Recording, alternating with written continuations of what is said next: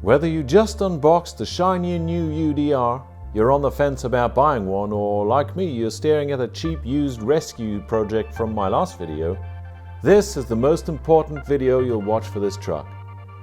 The internet forums will tell you the UDR is fragile. They'll say the drivetrain is a ticking time bomb. But as a former GT3 racing mechanic, I can tell you, it's not bad design, it's bad maintenance.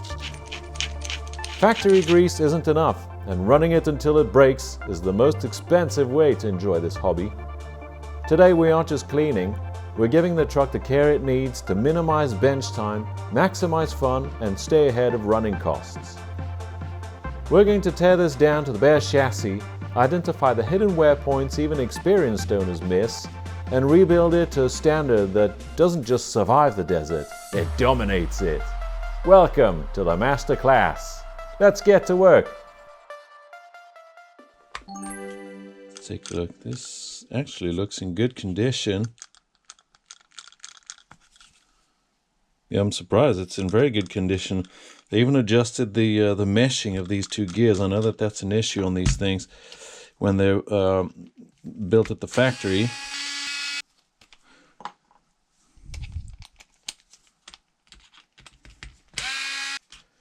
Okay, there we go. And there's a pin.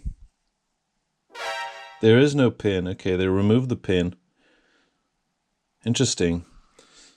See in here, you've got the little scale here with A, B, C, D, E, F, G, H, A, H, A, and there's supposed to be a pin on the other end to locate it depending on the pinion that you're using.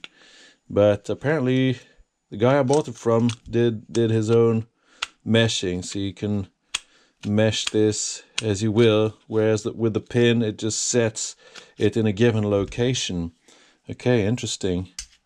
Last but not least, this thing here, and there we go. Okay, so I'll go ahead and clean these, degrease. What happened here, I wonder? Take this whole drivetrain part out, and I'll start with cleaning this properly, and then take all of this apart and then rebuild.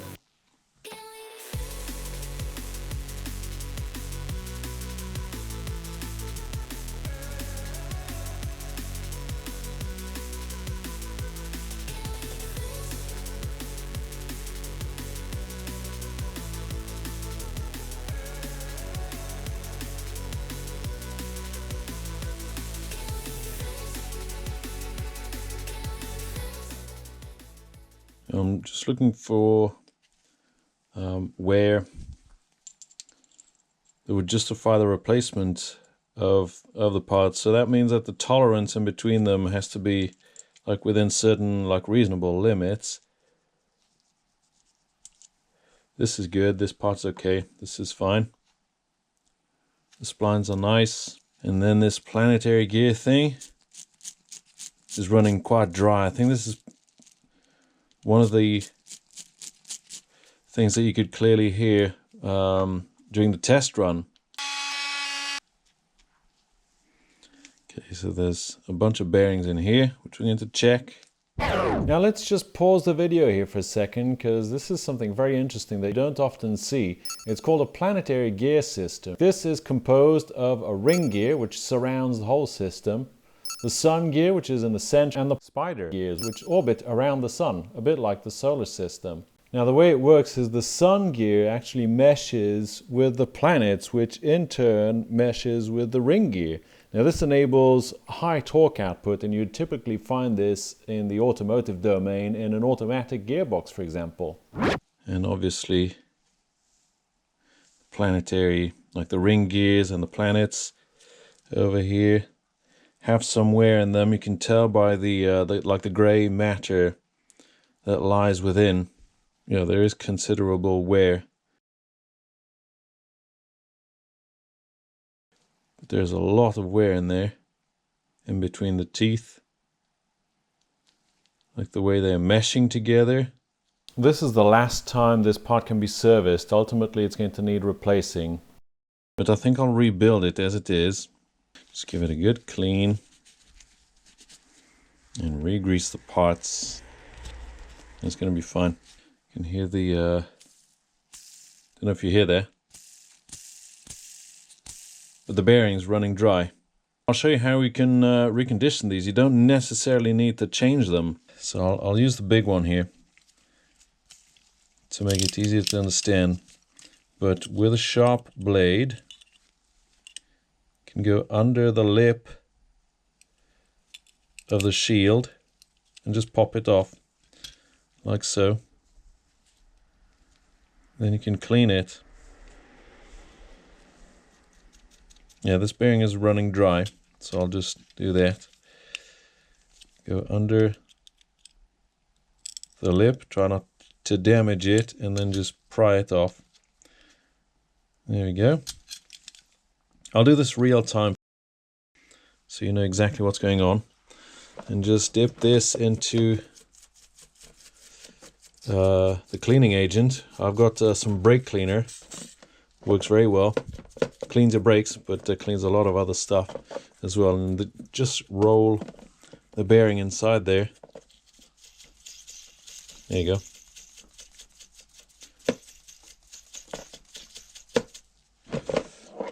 Okay. And then just blow it dry with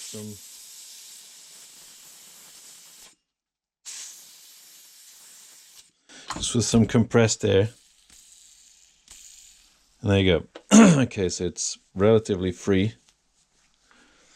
This way you don't have to necessarily replace all the bearings. That can get expensive.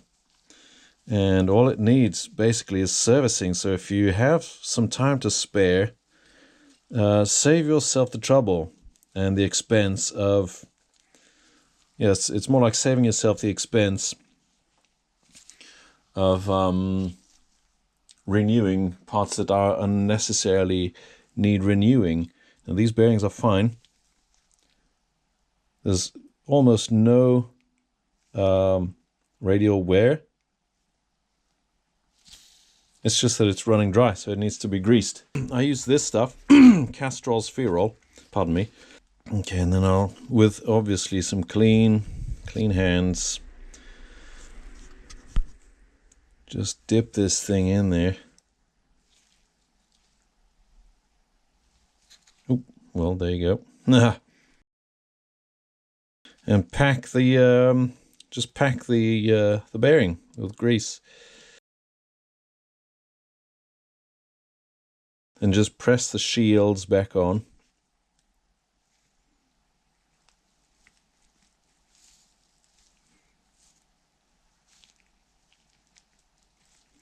There we go. The excess grease naturally comes out. Then just wipe that down. And there you have it. You've just serviced the bearing and saved yourself the expense of fitting a new one, because it's absolutely fine. It feels great. It does not feel grainy at all. It's nice and smooth, and that's what you want. So that is how you service bearings and save yourself a buck or two. Actually, a pair of these is like $6. So, you know, there's only two here. There are two more in the rear diff and probably two more in the front. So, you know, bearings get expensive. I know you can get kits, which I do have, but I'll only use the ones that I really need. Okay, so fast forward.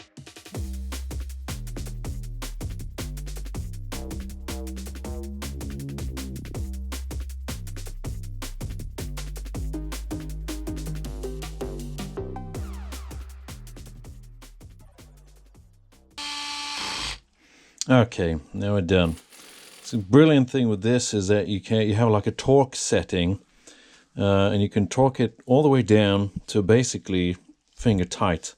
I really love this thing. And then to unscrew, you can just put it on the max, unscrew, and it's reacts to pressure as well. So you just have to press, or we have the button here. So it's a really cool little tool. Okay, so you saw me drop this thing in the pot of grease, right? that is definitely not the way to do it.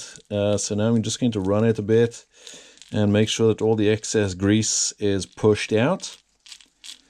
And that should help this thing to work properly and definitely run quieter now. You do have to bear in mind that the centrifugal forces involved with this spinning is going to project quite a bit of grease out of the little system here. So really want to get it down to the bare minimum. Quick preview so you understand where we're heading. Correct tightening, thread locker use, and avoid sealing failure. Let's get back to it. Okay, so just a dab of the blue Loctite.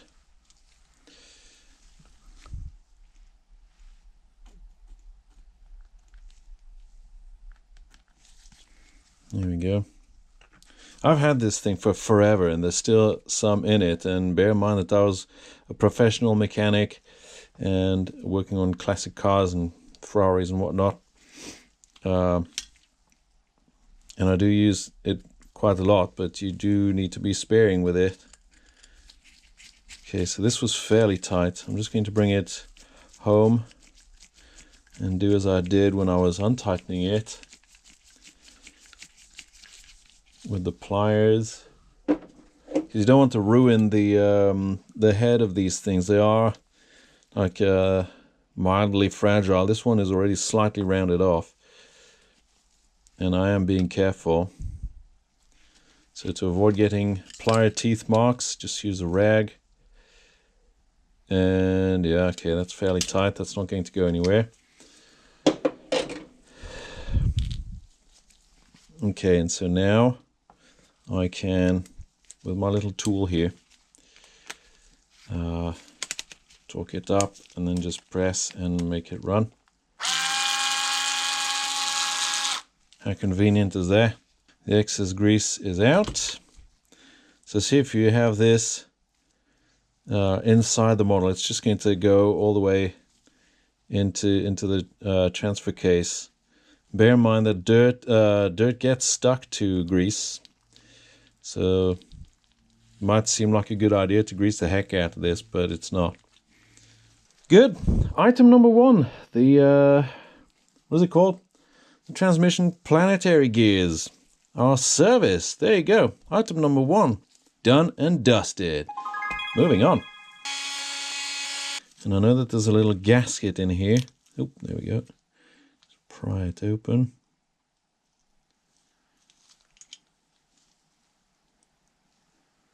Okay, pop this in here, clean that in a sec. And what do we have here?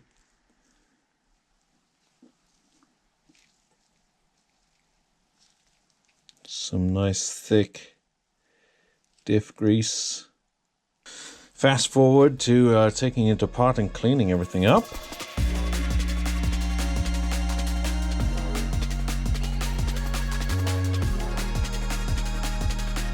Alrighty then, next chapter, the center differential. So as you saw, I just cleaned all the parts individually, and now it's just a matter of taking a closer look at them and seeing what the wear looks like, and it is in fairly good condition, I must say. An old toothbrush helps to, well, get into the teeth. That's what these things were made for, right? Yeah, you want to make sure to get rid of all the old silicone grease and any debris that might be in there, although there isn't any. This is in fairly good condition. I'm very happy. Like, you can see a bit of wear on the teeth, but it's fairly normal. And on these little blocks as well. It's slightly shiny in some areas, which shows they have properly bedded in, which is nice. The wear on the pins is quite tolerable. So yeah, it's in good condition, ready for a rebuild. Aha. Okay, have a bit of a problem here. Apparently the seals don't like the brake fluid much. These two were the same size initially. So this is interesting. Don't use brake fluid on the blue seals. They don't like it. I'm going to take a break. Okay, we're back. Look at this. This is really funny. The seal that I'd dropped into the brake cleaner was way too big, like a few minutes ago, and now it's shrinked back to size, which which is good because I don't have one lying around, so I'm happy about that. Good shit. Okay, back it goes. Easier said than done, of course. Of course, I can't really get up in there with my fat fingers. The fuck, man. How about a 1/2-inch socket? That seems about right. Yeah, there you go. Grab a 1/2-inch socket, and there you go. It's just pressed inside. Yeah, as I thought, it's going to want to fold onto itself, which we don't want.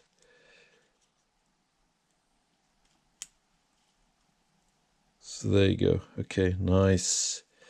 So I just eased it in while pressing upwards. And now I know it didn't like fold up on itself. Good. Okay, nice. So we were saying 1 million fluid, which isn't very fluid when you look at it this way. But that's what we're going to use.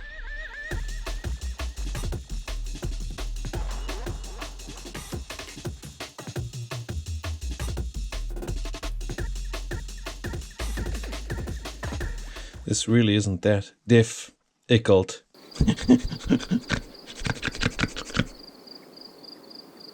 Put the shiny side back in contact with this one.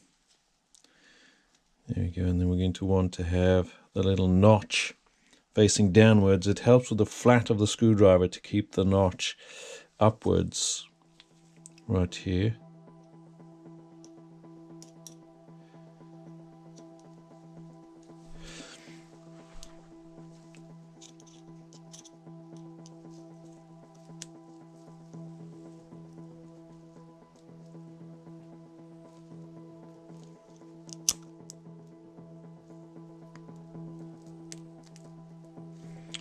There we go.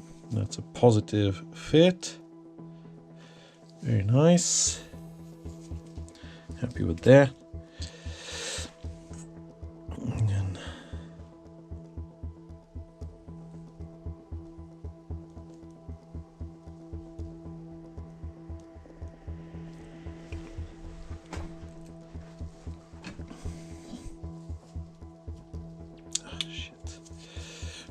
And I can already prepare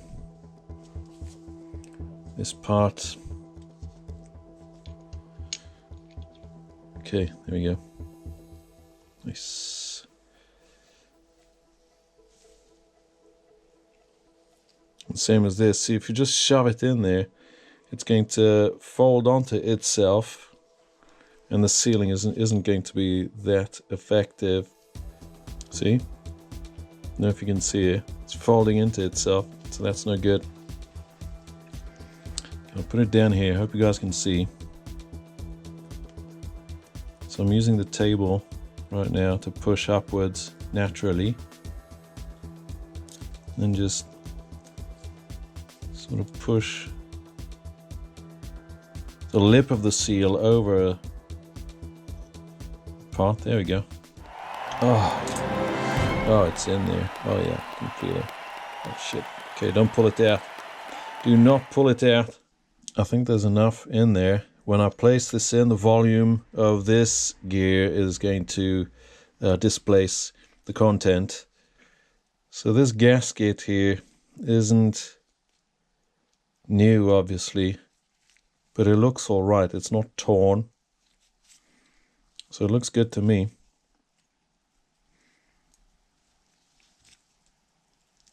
There we go, mate the two. lock them in together. I will engage these. There we go, put it down to 1, or 2 actually. Put it down to 2. Screw. And the torque stops instantly. This is good because it helps you to be consistent with the torque. Nice. Okay, good stuff. Nice. Okay, so basically we have reconditioned the whole of the gearbox, or the transfer box I should say. It looks really good. It is used. There is some wear in here. Grease the splines. Grease on the splines here. And we are good. Good. I'm very happy about that. So locate this in here. These 2 bearings have their location as well. And the little seal goes into there.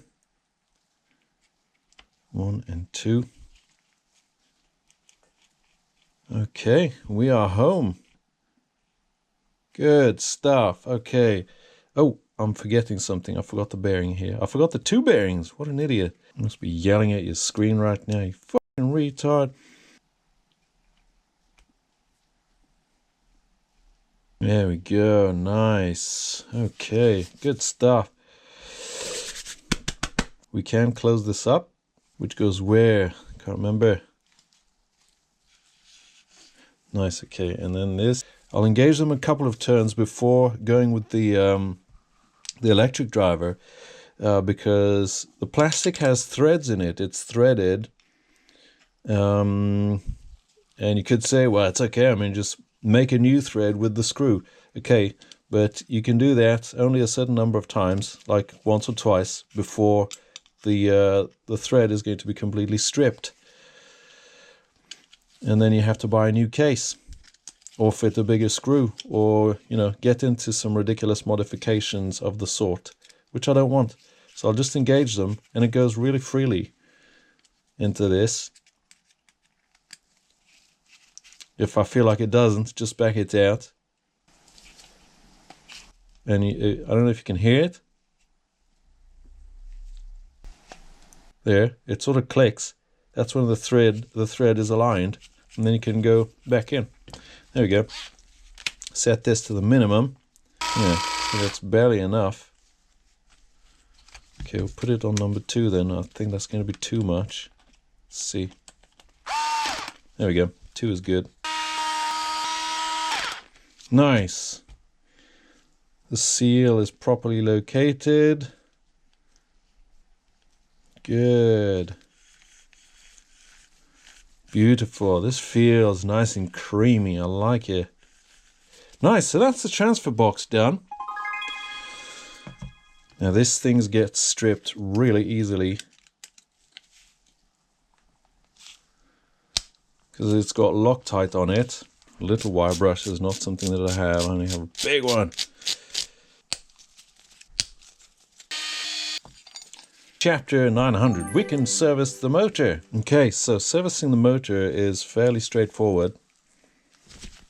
It's brushless, so there isn't much inside there. It's just really, when I mean servicing, I really mean just giving it a good clean.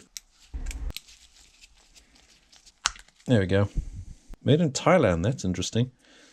But I'm not going to give it the same treatment as that, because you really don't want grease flying around in there. So I'll just make sure that it's nice and dry, and just give everything a thorough clean. That should take care of that. See, it does have a fair amount of dust in there, and I'll just see if I can get the shaft out. Ooh. The magnetic force on this is impressive. Don't want to damage the shaft, so I'll just give it a yank and pull it out. There we go. That is good, and there's a bit of debris in there. So I'll just give this a quick clean. And that's all there is to do with something like this. It's got like a cord armature. And there's a little shim there, a couple of shims there. Leave them there, do not touch the shims. Let them be. Okay. And yeah, with a like cleaner rag, spread some of that brake cleaner on there. Bearing in mind there's a strong magnetic field in there. There we go. Let's go all the way in. Give it a couple of turns.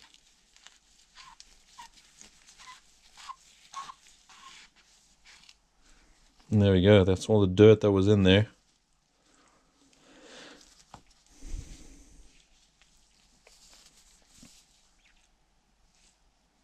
And that's it. I'm not going to mess around any further with that. I'll be careful not to get my fingers ripped off, as this is going to be drawn in. Actually, I'll go in with the pliers. I think it's safer because I can better control the movement. Just try not to damage anything on the way in. Oop. There we go. Then you need to direct. Oh, there we go. And it's back in. Nice. Okay, this looks good. The solders are in good condition. Nice. Don't forget this thing, the spacer.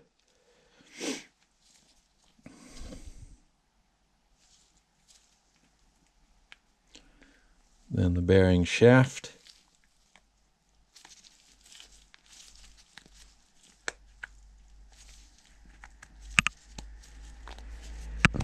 And there you go, that's it. Spins nice and freely, there's no weird noises. So that's good. That's, well, that's all it really takes to clean a brushless motor. There we go. Good.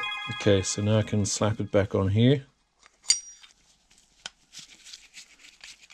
Okay, finger tight plus plus, as I'd say. Oop, that is a lot. And since we don't have a pin here, I need to mesh it manually. And this one here. So I'll first adjust the meshing.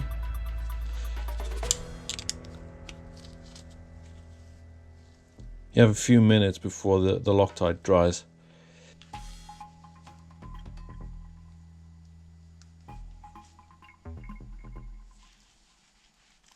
Okay, once you're happy with that, push it down, and then the meshing here comes like you want a tiny bit of play. You can hear it because with the when this thing heats up, it's going to expand slightly, and you don't want it to expand so much that it would seize. So you need like a minimal amount of play. When you're happy with that, just tighten everything down as you would. Tighten plus plus, I guess. Okay, and then test again. That's good. So now I can slap this thing back on. There we go. So that's the end of this part. That's that. I'm very happy with the outcome. It's beautiful. It's a really good looking part, and it is ready to go back onto the chassis. There we go. Okay.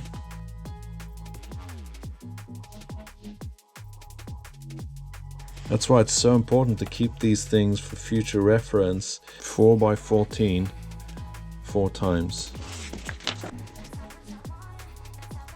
Yep, 14 by 4. That is correct. Nice! It's already sounding the way it should. Nice! Now, onto the front differential. But first, I'm gonna go get some lunch. So we have the whole front end here with part of the steering. And the differential, the front diff, which appears to be leaking, and these cups definitely need to be replaced. So I'll take these off and dump them. There seems to be a bit of a grease loss here. the servo saver here works. Apparently, yeah, it has been working quite a lot. Nice and stiff, but I'll take it all apart and clean everything. Let's fast forward then.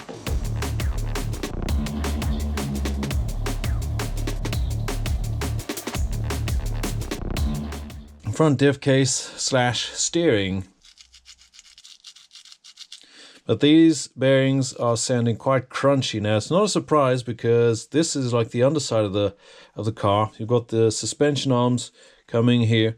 And so these parts are exposed to a lot of, well, you know, dirt, debris, water, you name it, it sees it. There's some bearings here. This seems to be full of grease, way too much, and that's why it was seeping out.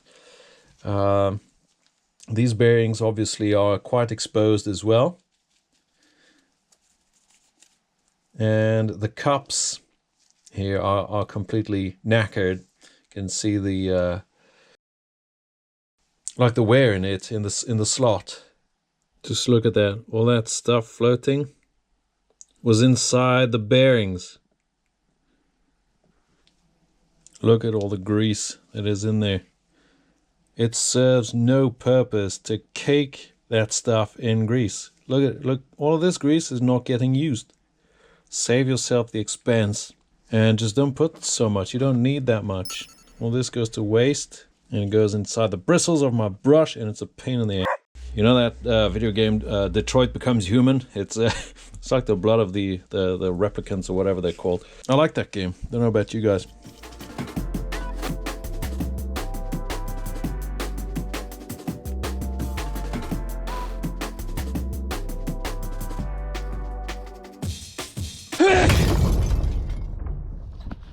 Good old dad sneeze right there. Because if we lock it too much, then we're going to have understeering. We don't want that. I know what I'll do. I have another product from Castrol, red rubber grease. I made a limited slip diff for a Mini Z once, Mini Z, as you'd say in the US of A, with some red rubber grease. Good times. That was during COVID.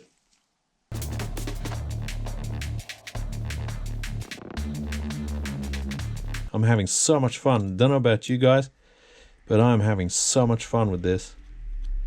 This is a life, man. I love it.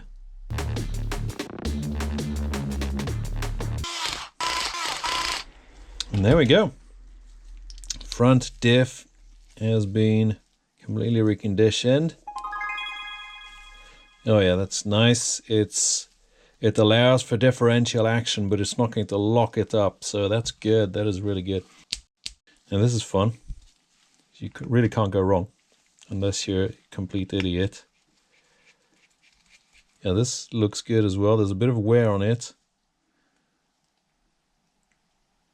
At the rear, sorry. So it's meshing more on this part than at the front.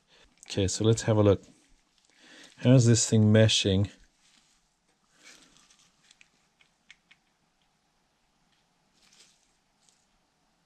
So it's pushing this one upwards. Like there's a lot of wear here. It's slightly shinier, which indicates that the contact point is essentially there. I have to move out just a tad. And this diff here should move slightly to the left to get really a perfect meshing. So you don't want much more grease in there. Remember, it was like caking out. And that really serves no purpose whatsoever. That's it. No extra parts. Good. I want to just double check. Yeah, that's good. This feels wonderful. Okay, perfect. So I cleaned this, lubricated it with WD-40, that's all, and then dried it. So just slap this back on, and we're back in business with the front end. Damn it. Okay. Off this comes. Thankfully, the Loctite won't have had time to dry yet.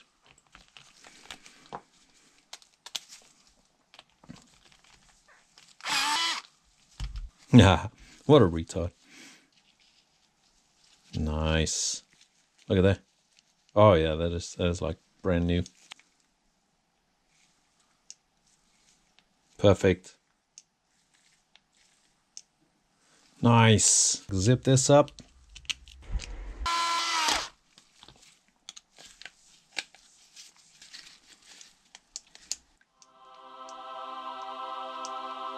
Okay, well, that is the front end done and dusted.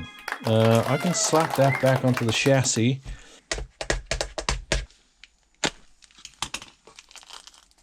Ugh.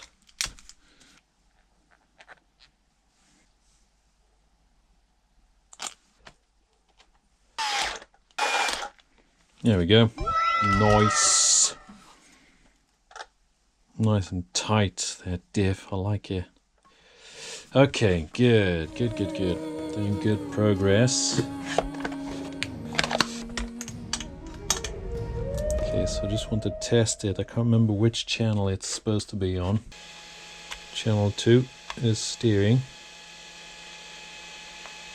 It's channel 1 the motor then. Oh, there we go. Okay, select the model.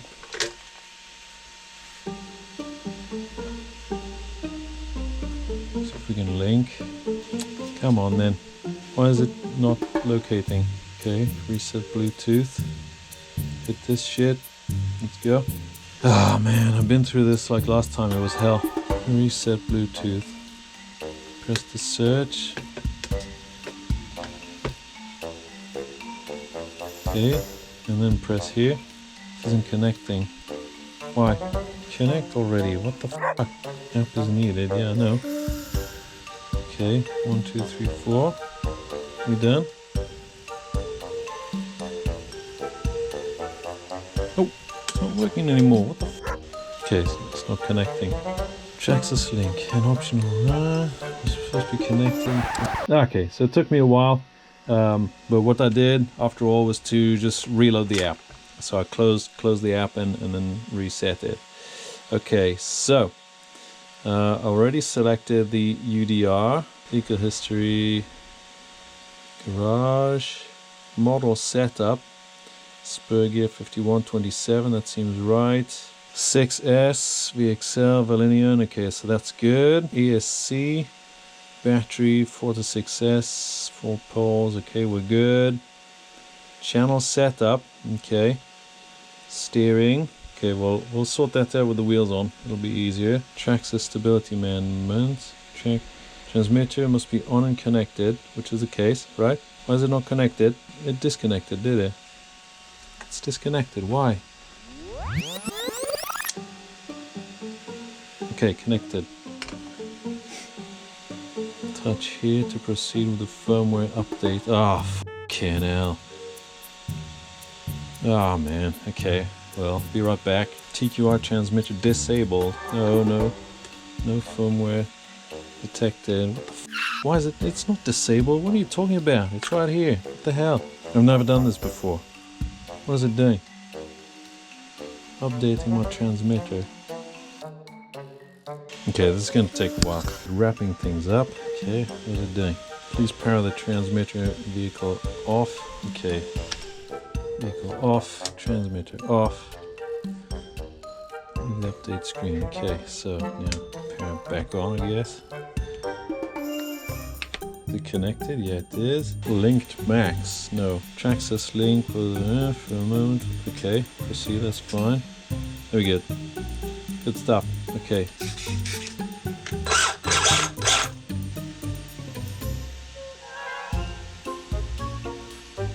Braking, throttle trim, okay, so everything seems to be okay.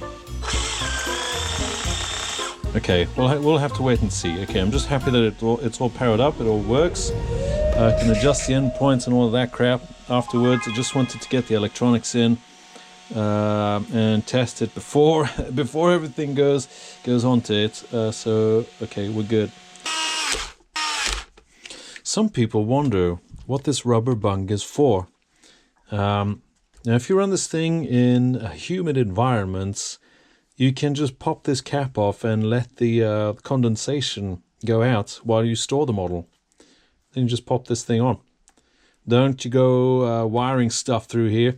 Use the wire comb, as it were, to do that. And we're good. This is good. This is very good.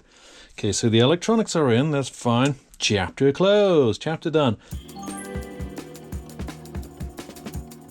All our shock absorbers have been cleaned. It can prove to be useful to have one of them shock pliers, but in this case it's not really necessary, because these little nuts in there are really just like finger tight, barely finger tight. It's 5mm. There we go. And just pull that out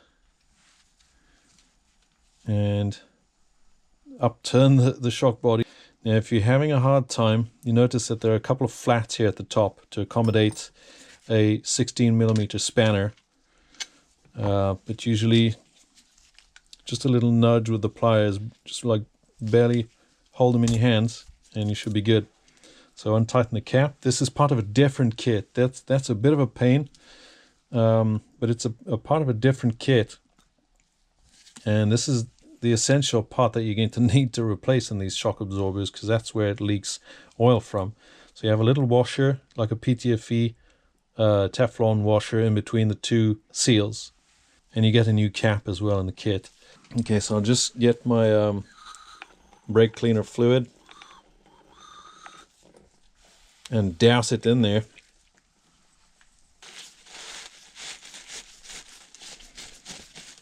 There we go. I like to grab like a small wheel socket and make that nice and perfectly clean.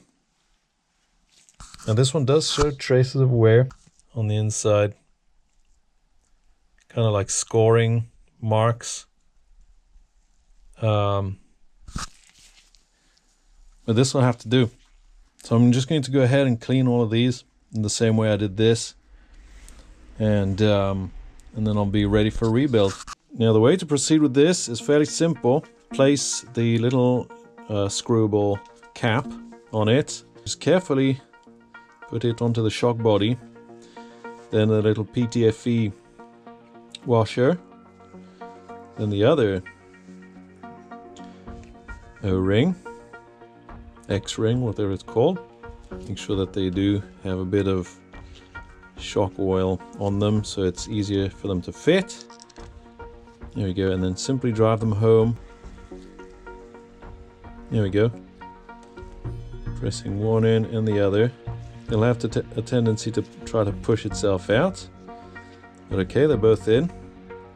Screw the cap, finger tight plus plus. Now I'm going to use the little discs that come with the other parts kit. I really don't understand why they don't put all of these service parts into one kit. It's kind of sucks, but okay. So I'm going to use the 1.5 holes instead of the original 1.7. I'm also going to put some 80 weight in the rear shocks, and before placing the disc I will fill the shock absorber all the way up to the top. There we go. Grab my little 1.5 disc, shove it in there. You can see the fluid being displaced. So we minimize the air bubbles. Place the little washer. And finally, the new nylock nut. Bit of a fiddle. But there we go. That's it. Tighten it. Like so. Now as you tighten, you're going to feel some form of resistance. There it goes. Don't stop just yet. That's the nylon which is resisting, which is good. Just keep going until you feel it stop. There it is, and then just leave it at that. It's basically finger tight. That's all it needs. Cycle it a couple of times, just make sure that all the bubbles are out. We are good. So with the shock at the very bottom, you need to fill this up all the way to the top once again, almost. -1 mil, let's say. The caps are going to be dressed with the bladders. I'll just show you for illustration purposes. If you do this, you're very likely to damage, or the lip might not seal correctly from the beginning, so it's no good. So just press that down into the little recess at the bottom of the cap, all the way in. There we go. And you should see there's a little hole here on the cap. There it is. Like when you tighten it, it should have a bit of shock oil oozing out. There go the air bubbles. And we've got some shock oil, so that's good. That's perfect. Nice.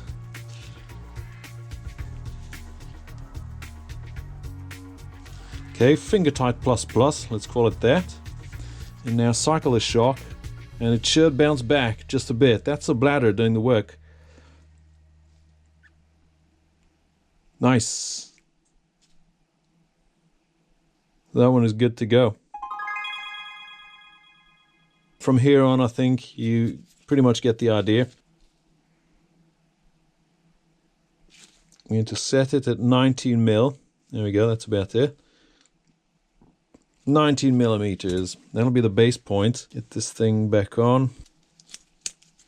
And voila. Finger tight. Oh yeah, that's good. Nice. Rinse and repeat, do it 7 more times, and then we'll slap them back on the car.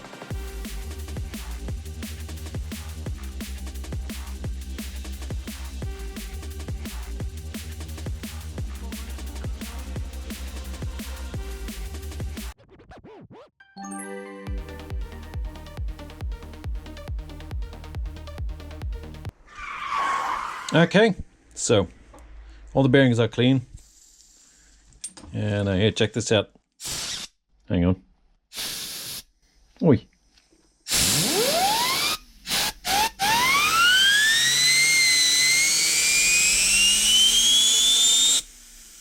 Yeah, I think that one's good.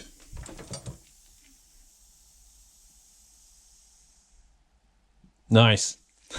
This has way too much wear on it. Like pieces of like the teeth are missing actually. So this is going to break sometime soon. And we're definitely not going to be reusing that. This one also has excessive wear. So I'll replace that one too. So we're in for a new crown and pinion. And on the sun gear, it's actually okay. I was expecting it to be in much worse condition, but it's actually not too bad. The planetary system thing is the same as in the center. So nothing magic here. And this is what they call the spool, which sometimes break if it is one too many times shock loaded. It'll just snap right here. And then you've got suddenly an open diff and your UDR goes nowhere. So that is that. You can upgrade for the LSD limited slip diff as I did on my other UDR, but I'm not going to do that with this one. So I need to salvage this part. There we go, dump that, make a keychain out of it or whatever.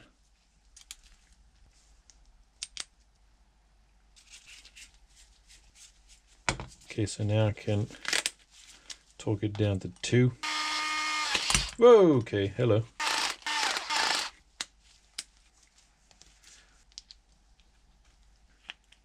There we go. Nice doing stuff. Oh, that feels good. Since the case is plastic, I'm going to use the Castrol red rubber grease. Cake the teeth with this stuff. Take this apart every now and again, like every 2 runs. Give it a clean. Check the parts through and add some more grease. Yes, yes, indeed. Unless, of course, you do like I did. You get the Vitavon mod and you make it oil tight, and then you just fill it up with automotive oil, and then you're done. You just have to drain the oil every now and again, and you're good to go. Happy days. I'm not doing that on this one though. Maybe on the next build. I don't know. Let me know if I should. I'd love to do that again, actually. Just that this time, if truth be told, my ass is kind of on the line here. Like, I love what I do, but I'm taking a huge risk. Okay, what do you think of the video so far? You still there? You still watching? Yeah, say in the comments to prove that you've been so far, that you've like watched the whole video. This is like an Easter egg kind of thing. Say something around the lines of Traxxas UDR rocks, or something like it.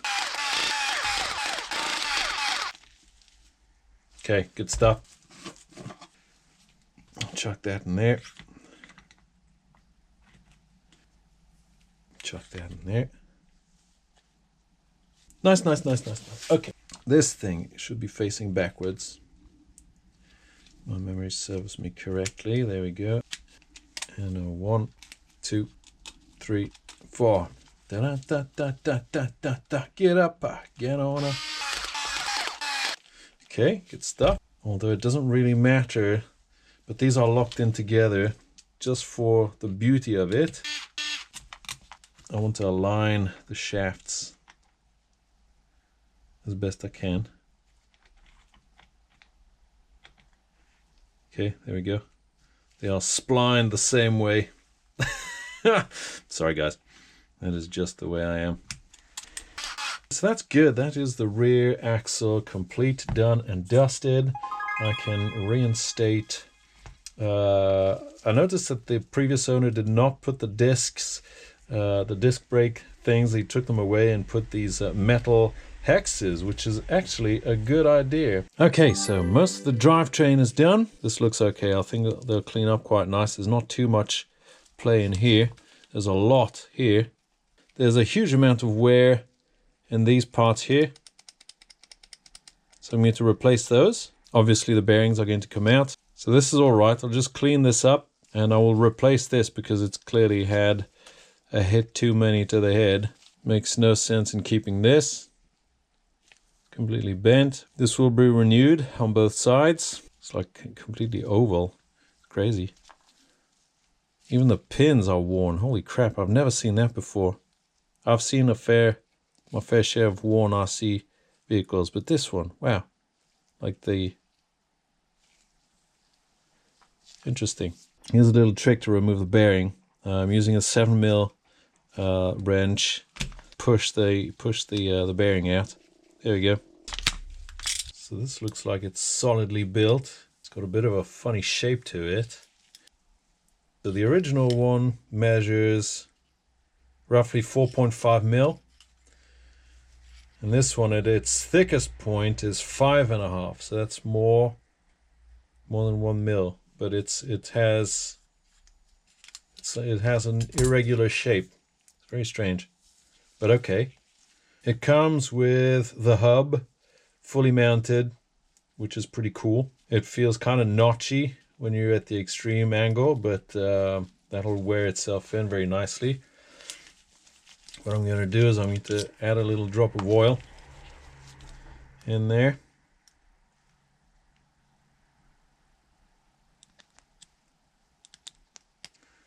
There you go, maybe 2. Give it on the other side. Let's go crazy. There we go. That should keep everything nice and lubed up. Now you don't want to go wild with that because it is exposed to the elements. So let's leave it at that for now. I'll go ahead and rebuild the front end off camera. There's nothing special about it. I mean, you've got the hubs. I'm going to service the bearings once again, as I did with every single other bearing. And once that is done, you know, just fit all of this together and throw it back on the truck, throw it back on the chassis, and that'll be the front end completely done and dusted.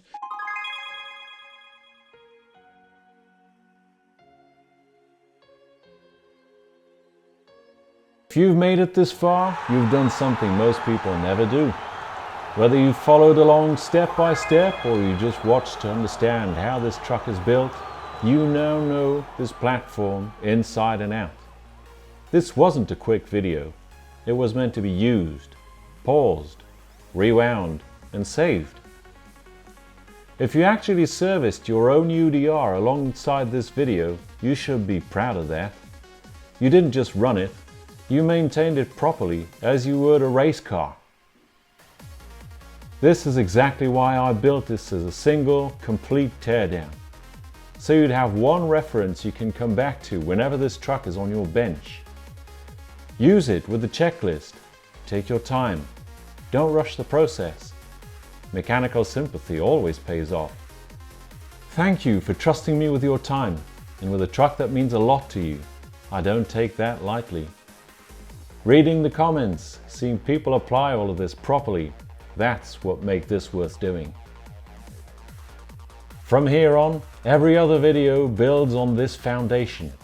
Setup, tuning, upgrades. Everything starts with a truck that's mechanically sound. Take care of it, and it'll take care of you. Before you put the body back on and call it done, take a moment. Appreciate all the work you've done. Spin the drivetrain, feel for resistance. Listen for anything that doesn't sound right. If everything feels smooth, that's your confirmation you did it correctly. Bookmark this video. The next time this truck needs attention, you'll already know where to start. Good work. I built this video because I care about doing things properly, and I know you do too. This hobby isn't cheap, and it deserves better than rushed maintenance and guesswork. If this helped you enjoy your truck more or gave you the confidence to work on it yourself, then it did exactly what it was supposed to do. Thank you for being here. I'll see you at the next workbench.